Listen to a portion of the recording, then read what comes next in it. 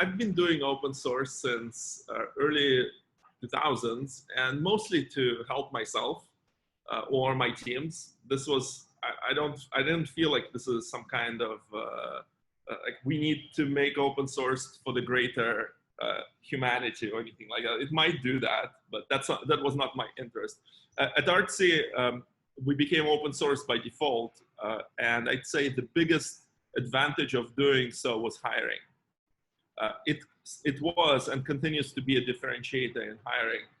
We were able to hire people that otherwise would just not consider Artsy as an option. And then once you have some of these people and make open source part of their job, they bring in others. I think it's a cheaper way to build software.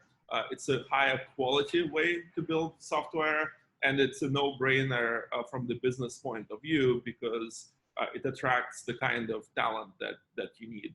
Most engineers today want to work in the open, especially in a small company. You don't have access to the kind of expertise I may have, for example, right now at Amazon.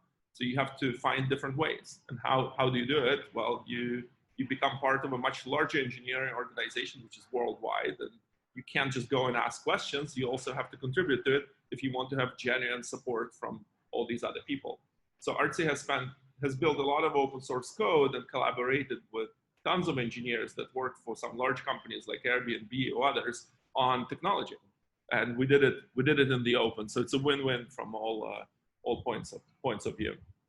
Awesome. And then at what time point during the company was that though?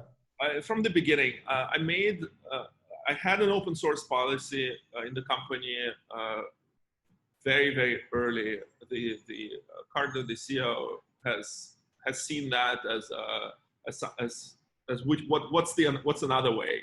For him, it was completely obvious that we should be doing more software in the open. So we open sourced everything except the core competencies or some kind of IP advantage or anything that was proprietary. But it was much easier to ask ourselves what should be closed than to ask ourselves what should be open.